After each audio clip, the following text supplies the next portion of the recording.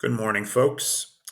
This is the news that we are waking up to for Tuesday, December the 3rd, 2024, day 1014 of the full-scale invasion.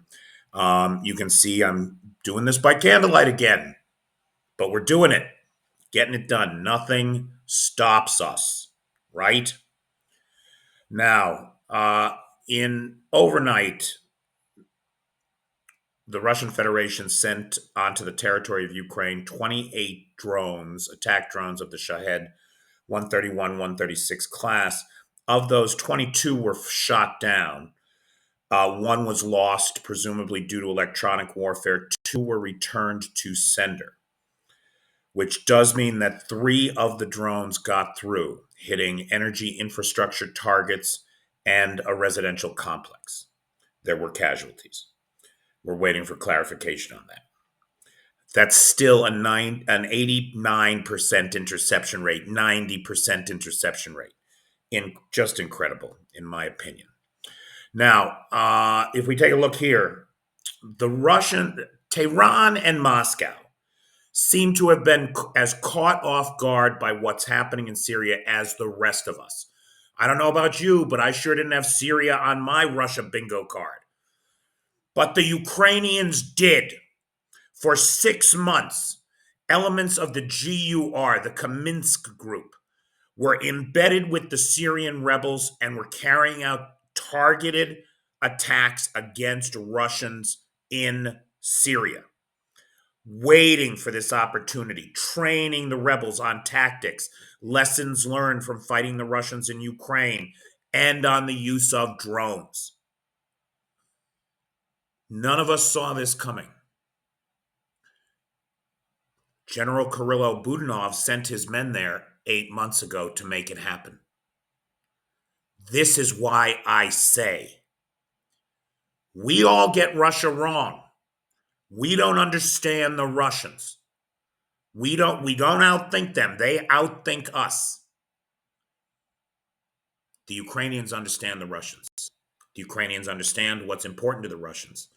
And the Ukrainians are taking steps in the world to oppose the Russians wherever they spread their filth and evil. And this is why I say we must trust our partners, the Ukrainians. They've got their shit together.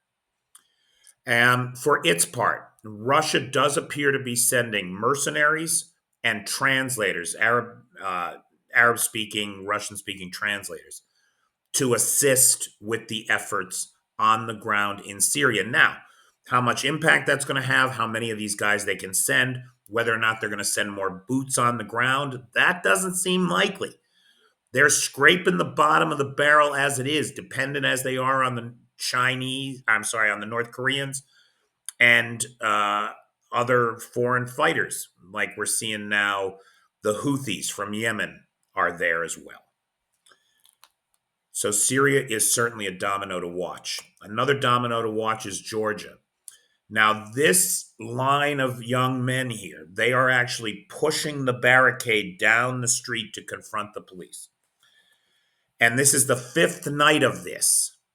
The protesters firing bottle rockets and fireworks and other non-lethal kinds of stuff at the cops. The cops returning fire with rubber bullets, water cannons, and there's a video of a young woman standing there with the Georgian flag in the water cannon. Like, just bring it on, giving the finger to the cops. It's a stark reminder to all of us in the West that freedom isn't free, and that the people of the former Soviet bloc nations, many of them have never experienced it. They have been under the thumb of Moscow for so long. Here we see a group of people who are fighting for their freedom, and we should help them. We should be helping them. In the current state of affairs, though, with the United States effectively neutered, now that Tangerine Palpatine is returning to the White House, I don't think we're going to be much help to the world. Mark Rutte is worried about Trump's peace plan, saying that it could force an irresponsible peace. And he's right, of course. Anything that gives Putin a win out of this, anything where he can turn to his people and say, look, we fought off the entire world and we are triumphant. We are Russia. Anything that lets him do that is a huge mistake that will cost far more lives in the long run than taking the guy out now. Now, when he is at his weakest, now is the time to kill this beast while it's wounded. And it is wounded, boy. It is wounded. For his part, Zelensky has said that we learned our lesson from the fucking Budapest memoranda. Bullshit security assurances are not going to cut it this time. We want full membership in NATO or there's no deal. Now, as everybody knows, that's a non-starter for Putin. So we will see. I don't think Zelensky is bluffing.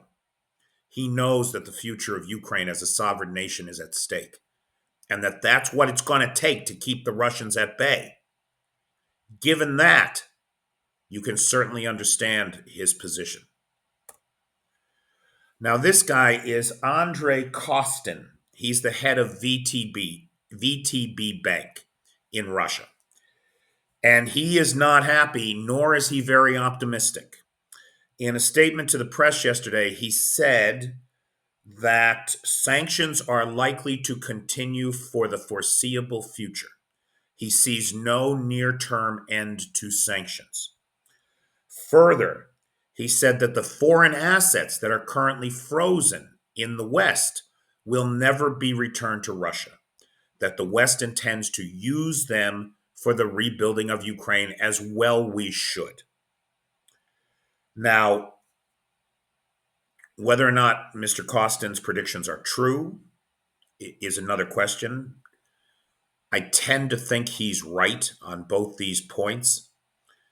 And it is about time that we see voices inside the Russian Federation stating the hard truth of the situation that dear leader has put them in.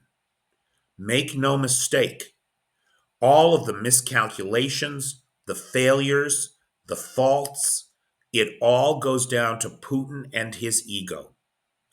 And anybody who isn't pointing the finger at Vladimir Putin right now for essentially what it looks like is going to be the destruction of the Russian Federation is just not paying attention. You're just not paying attention. Okay, that's with the limited battery power and everything, guys. We got to make it quick this morning. But I will see everybody on the live tonight. Maybe it'll be another romantic live. We'll be in the candlelight again. Thanks, guys.